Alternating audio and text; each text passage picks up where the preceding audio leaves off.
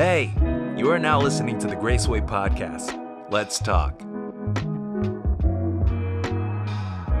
Hey everybody, welcome to Let's Talk. My name is John Baxter. I'm the executive pastor here and get to hang out with Pastor Tim. And excited to tell you that good things are happening with this podcast. A lot more people are watching and we're expanding the platform. So we're on any platform that you might be listening to. So make sure you give us a like, a subscribe, and let's talk. Pastor Tim, I'm excited because today we did communion, Lord's table, which I always enjoy. Yeah. But for me, I had to miss it the last couple times. Oh, really? Because Okay. just it's Sunday morning, it's Yeah. busy, Yeah. and it was really exciting to me today. It was also kind of sad for me in a way because I saw a ton of people and I didn't know them. Yeah. So there's so many new people coming here, Yeah. and I didn't know probably the majority of the people that walked by me. Yeah. And but I'm also excited too because I was just in Growth Track. Okay. Came over here from Growth Track, and I'm seeing so many new people in there. Yeah, absolutely. And I'm loving that. You probably see it from the stage. I mean, you can see do. more people than I can. I do. So, Yeah. Yeah. I mean, that's I think the COVID effect pretty much everywhere. Everyone that I'm talking to is saying the same thing. So the vast majority of churches are still, maybe 40 to 65, 70% back. We're in that 62 to 65, 66 range, but a lot of turnover. I mean, there was a lot of topics that people opted in or out on, and whether it be political, racial, medical, Yep. and it's bittersweet for you and I. You and I have talked about this a lot. Just very grateful for the people that are coming, the people that God's using this church in their lives. They're new to. There's kind of a romance about that. Yeah. And then also, whenever you go through a season like we went through, and you lose, you don't really lose relationships, but you lose proximity. Sometimes for reasons that you're not exactly sure. Well, and I heard you mention that today too. Like, Yeah. hey, we need to remind each other. Yeah. We used to be friends. We used to be. Yeah, we used to be friends. We used to like each other. We used to trust each other. And, somewhere in there we're all still the same.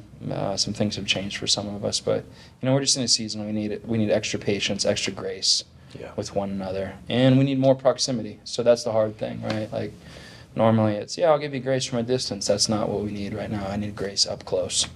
And Yes. Yeah. Yeah, and I think the Wednesday nights that we're doing are going to Yeah. hopefully promote more of that. I hope so. Get us in there together. Yeah, absolutely. And one of the things I thought about as I was listening to you today is when you got into your first point, you were talking about the Great Commandment. Yeah. And I was like, oh man, that's like we really hammer that hard in Growth Track. We do. Like God's We do. called us Yeah. to live out the Great Commandment. Right. And I was thinking about that. I was like, you know what? I had to connect that to the new people that we're seeing here because I see Graceway living out the new commandment. I think we're a really loving church, really just a big group of people that are accepting and loving and caring, and I think we are living that out, which speaks to all the new faces that I'm seeing. It's a blessing, man. We have a lot of people. They're very excited to be here. We're very excited they're here, and we worked very hard. I mean, it's a weird season, right? We worked very hard to stay as firmly in the middle as we could, whatever that means. Right. We spent a lot of days not even sure, God, what do you want us to do? What do you want us to say? What do you want us to not say? But we were always trying to have as big of a circle for people to step in as we could be without compromising Scripture or conscience.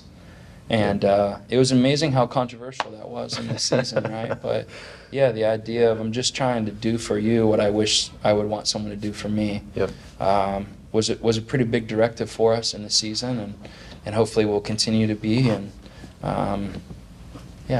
it's good. Yeah, well, I'm encouraged. I see people from all walks of life. I see people from generationally, we're different. You see ethnicities and nationalities and so many families that is just so different. I'm so thankful. I met a lady in Growth Track. She moved here from Cincinnati. Okay. And she's like, Kansas City is very different. Yeah, it is. And then she got to Graceway. Yeah.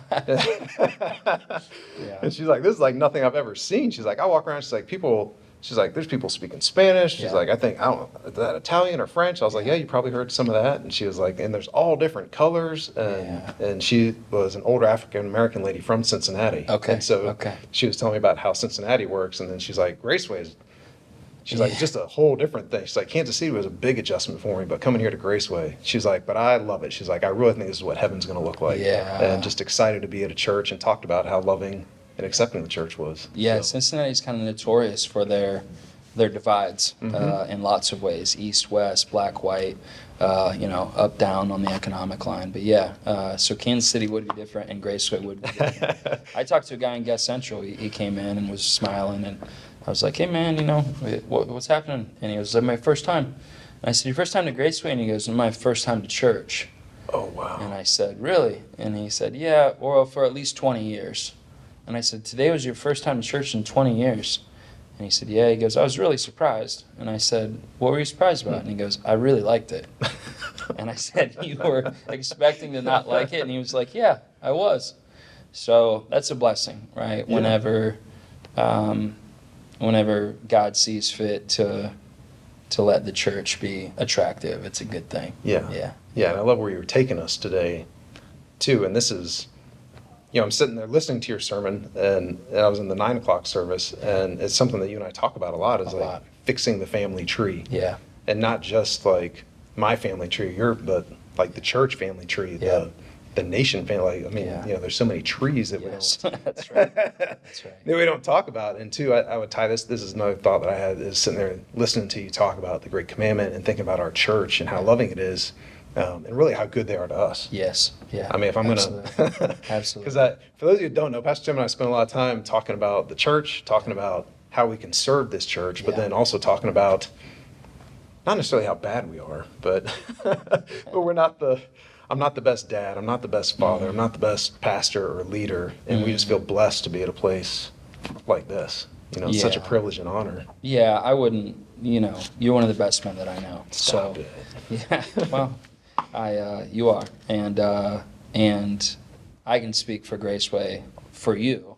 You're an incredible leader. You're a very, very, very good man, husband, dad. You're not perfect. You're working on it, and we get to serve an incredible church, and they take very good care of us. And we say all the time. I mean, I told you when I came here, this was it for me as far as I knew. Yep.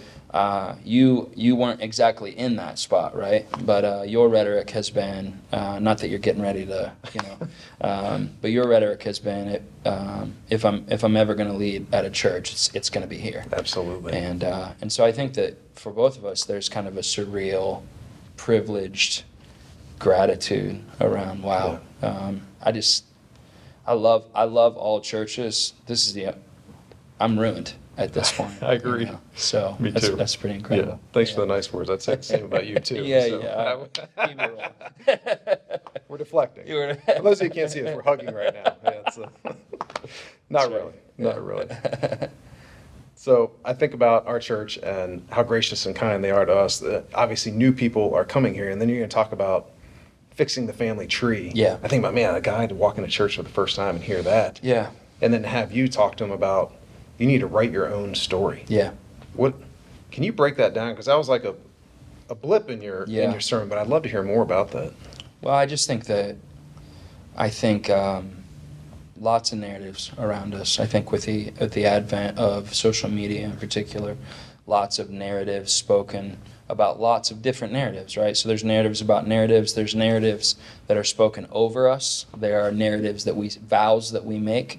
All kinds of, even though we are in a technological world, we're still very verbal, even though the mediums are pretty connected. And I think COVID was really, really destructive. Words that were spoken between and over lots of things. And I think it's true in churches. And I think it's true in people's lives that we feel the influence and the impact of other people's perspectives, promises, narratives on our lives. And you have to get to a place where God's voice becomes the loudest. It's not the only, but it has to be the loudest. It has to be the one that you're seeking. It has to be the one by which other narratives and voices are judged against. And I think just in my own life, with traumas that I've experienced and experiences that I've had, sometimes sometimes you lose that. And just trying to remind people, God is the master author of our lives. He's not only the author of our faith, he's the author of our purpose and our paths and our gifting and our call. And so you want to be in regular conversation with him, and letting him write, the particular bullet points and outline of your life, because other people are trying to. That's right. Yeah. So. Yeah, without a doubt. I think about the story you shared was funny about the driving with your mom versus driving with your dad. Right. And your dad, really had a great word there, to be able to apply now. You're going to end up where you're looking at going. Yeah. And then I was thinking about whenever you and I were driving on Monday, we were talking about one of the, we don't hide that you and I both have counselors and therapists that we're doing our own work, trying to be better. And I couldn't remember, you shared with me one of your counselors, it was like 3 Ps about do you have power over that? And I just thought, man, this is probably a great space to share some of that, because I think some people are trying to think through the how. There's things that I want to control that I can't control. Yeah, that's good. Yeah, so, you would know this, but for anybody who's listening, all of my personality tests and all of that kind of thing, I'm very future-oriented, leadership-oriented, and responsibility-oriented, and competitive. And so one of my counselors would say I'm a prolific, over-responsible person. He talks about the responsibility goes past the banks of where it should in my mind and heart.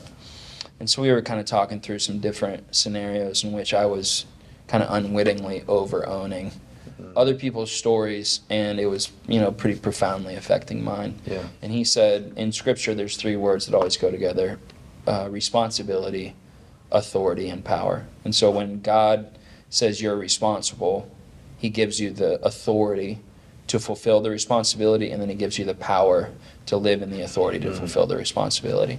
And he said, work it back the other way. If you're feeling responsible for something, you need to ask, do I have the authority or the power to affect change? Do I have the authority to say, this is how we need to do it, and it needs to be adhered to? Or do I have the power to affect change? Do I have any ability to bring influence or even control to it? And in the absence of authority and power, responsibility has to be brought into question. And he said, whenever we take responsibility and try to exert authority or power that hasn't been given, resentment comes pretty quickly, because people feel like you're overextending into their circle, to use your words. And so he was talking about, when I'm living in our language, when I'm in my sweet spot of responsibility and gifting and calling, authority and power come with. And when I get overextended, power gets lost. I'm operating in the flesh.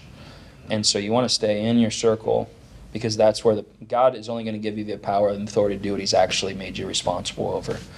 And I think that this, applies. You don't have any ability to go back into your past and say, now Dad, or now Mom, or now church guy, or now whatever. You have no power, and you wouldn't have authority even if you did. And so, but we take responsibility for things that maybe aren't ours, and these narratives get created. And really, I thought a lot about kind of this generational sin to the 3rd and 4th generation. That feels really obtrusive and long, right? Yep. But that is how, even when we're trying to get healthy, you can see it when we're not trying to get healthy. But even when I'm trying to get healthy, you can still see that over-responsibility creep really deeply into. Because over-responsible parents raise over-responsible kids, right? And so, back to the God, write my story in my circle, make me clear on my responsibilities, the authority I do have, and the power that you give me for those. But I don't want to live for long outside of that. So what are some, symptoms that someone might experience if they're living outside of, let's just say, those boundaries, or if they get outside the banks?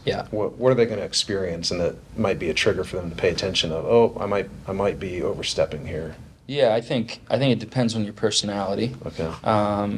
I think that things like anger, anxiety, fatigue, loss of sleep, obsessing. I can't stop thinking about this. I think those would all be. We all know when I'm not operating at a premium in the physical and in the spiritual, and so I think that it's wise for people. But it's typically, I would say, look at the fruit of the Spirit and whatever the opposite of that is. That's good. Picture that as the fruit of the flesh, and if you find yourself manifesting those fruits, think, I'm probably outside of where I need to be right now. That's good. Yeah, thank you for sharing that. So I'm just kind of moving through your sermon Sure. mentally here as we go through. Like the second point was about obedience. Yeah. And that was, whew. That was one of those times where I'm like, I'm glad it's him and not me. But for what you said, like, why do I have to sugarcoat Yeah. being obedient to God? Yeah, right, When he right. tells us flat out, be obedient. I found myself sitting there in this dichotomy of mental sorts because I think about the military. Right. Yeah. It's like obedience. If I walk in and I call a room to attention and there's 100 people, Yeah. I can pick you out real quick Yeah, that's right. if you're That's not being right. obedient. That's right. Yeah. And then there's also things that go with that. They're going to get you into compliance. Yeah, that's right. And then I think about if I walk into a room of 1,000, if I call an entire wing to attention, Yeah. there could be 10 people not being obedient, Yeah. and you kind of get lost in it. Yeah, It made me sure. think about church. Like here we are, Graceway's made up of thousands of people that Yeah. come and go. Right. And we can get in and out of obedience. Yeah. And who's there to call us Yeah. on that or to help us, right? Yeah. Because to point out, if you come to me and say, hey, man, what about this and this? Right. You're doing it out of love to help me, not For because sure. you're trying to keep me under your thumb or, For or sure. do anything For else. sure.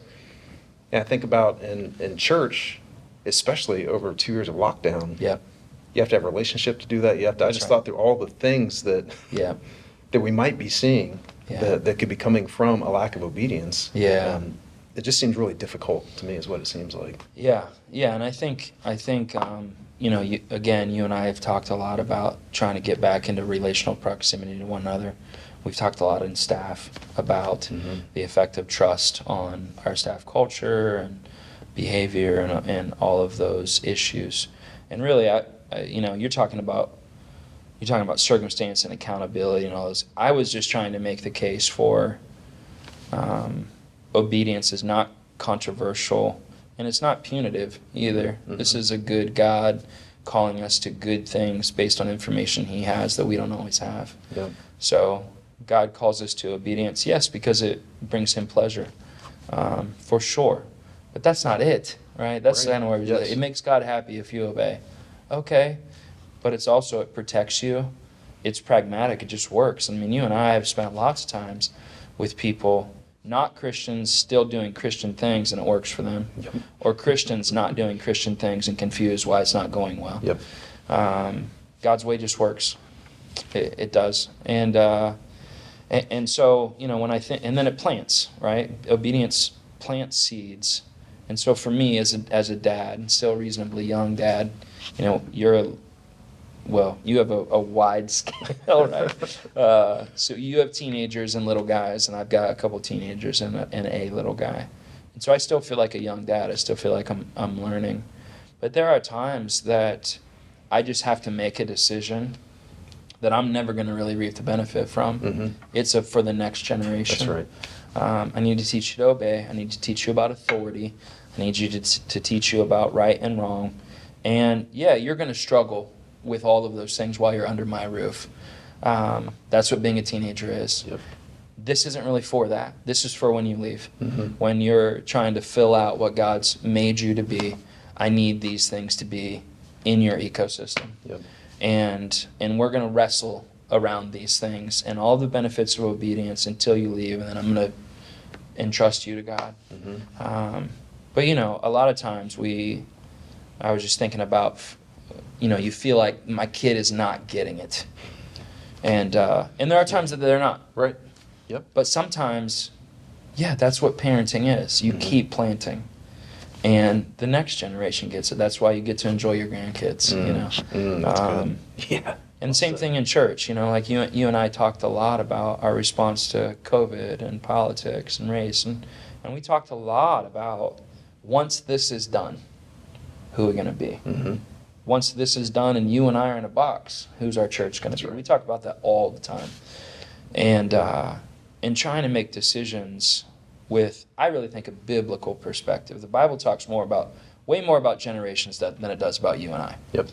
And I think in church world, when a leader leads at the individual level, they miss a lot of peripheral vision that's really, really necessary. And we do it in our own lives too. So it is difficult, but we have to demystify it a little bit. And that's what I was trying to do with the obedience thing. Yeah, I think you did it well. And I'm thinking about some of these new folks, like someone who just came back to church, and they might say, hey, I grew up in church, and my parents taught me all these things, and then I took a 90-degree turn. Yeah. What would you say to people that might be hearing this right now, and they're looking back and they're saying, I've been living in continual disobedience. Yeah. What do I do with that? What do I do now? Yeah. Yeah, you put God first today. And what does that look like? I think it's different for a lot of people. But so I had a guy come up to me afterward and said essentially that, and I was pretty emotional about it. And I don't know what to do. And I said, give me some of the areas that you feel like you're stuck. Mm-hmm. And he gave me 2, and I said, if you're going to put God first, and I picked one in X area, what would you do? And he immediately knew. I said, then go do it. Mm. And I think that most of the time, if we're completely honest, now sometimes we just need somebody to do that, like just run me through the equation. Yep. But lots of times we know. I didn't have to dig at all with him. Yeah. He just needed somebody to ask him, and then just stand quietly until he answered. I think that putting God first, I don't know, you tell me what it means. You ask him, and then you tell me what it means. That's the question. And but it's not my question to answer. It's your question to answer. And I think that God's faithful, and God's Spirit is faithful to say, this is what it is. You know that. We've talked about it. Okay, go do it. And next week when I see you, I'm going to ask you, did you go do it? Mm-hmm. And so putting God first isn't this esoteric conceptual thing. It's, did you ask God what you should do? No. Okay, well, ask him. Okay, I did. What'd he say? Blank. Go do it. I don't, I don't know how to, and then it spreads out, right? What do you say in your marriage? What do you say in your finance? What do you say with your parenting? What do you say with your future? What's he say about your past? What's he say about work? What's he say about calling? And that's the journey. Yep. Simple. Not easy, but simple. Yeah. Yeah, but that's why, we harp all the time on here. God's talking. That's right. Yes, he is. God wants to answer you, but he wants you to ask. Mm-hmm. So put him first, make the time, ask him, do what he says. Yeah, you'll be better for it. You'll be better. It works. Every single time. I can't think of a single time that I haven't done what God has said to do, and it's gone badly for me. Well, there's times that I did, and it felt like it was going badly. Well, I don't want to live in the economy of, hey, God, I did this, so I should then receive blank. That's right. But sometimes it's a long-term investment. It's a long-term investment, but I have never had a time with the benefit of hindsight that I thought, that was dumb for you to ask me to do that. Never. Yeah. I've had times that he has led me through valleys, and in hindsight, I know that he was with me. Mm-hmm. And I think that's true of most people who have walked with God for any length of time. I haven't always liked where he led me. No. But he always led me, mm-hmm. and he's always been good. And the times I thought he wasn't, I was wrong. So. Yeah. So let's move on to part 3. Okay. Which is don't forget. Yeah. Which I love that. Again, simple. Yeah. Not always easy. Right. And thinking through what God would do sometimes, like his people cross through a river on dry land. Yeah. And get to the other side, and he tells them, put stones up. Yeah. Remember this thing. Right. And then what you said about tassels. Yeah. Is there anything that you do as a person or maybe as a family to, like, here's how we do something to remember that? Yeah, I mean, I do a lot of things that are in that vein. I have a couple small groups. I'm on multiple reading plans. I have friends that I talk to multiple times a week. I have responses with my money. Tithing mm-hmm. Is an act of remembrance that God provided for me. I was thinking through that. I have lots and lots and lots and lots and lots of things. I go to counseling. Mm-hmm. And then we have things as families, things as simple as we pray before dinner, we pray before bed, we're all reading, Isaiah is not quite yet, but the rest of us are in Bible reading plans.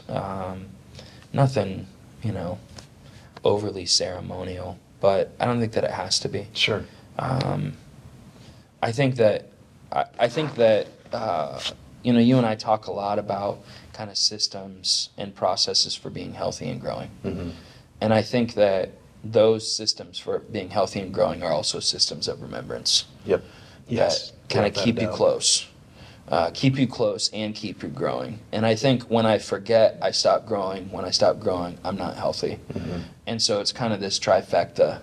I wouldn't have had the language until this: growing, healthy, remembering.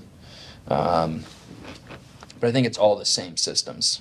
And, you and I both are pretty systemic around lots of things. Oh, yeah. So, yeah.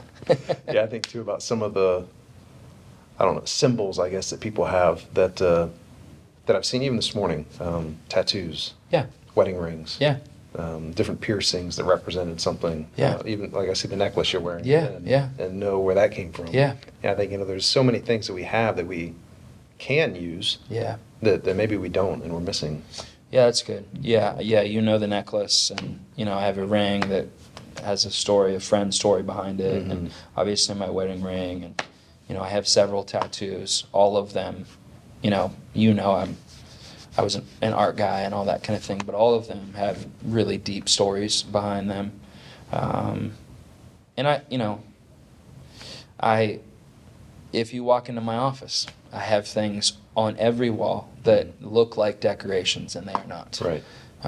They're compasses. Yep. And things that look like they have things as small as pictures of my family, to the paintings I have on the wall, Mhm. to the sayings that I have, and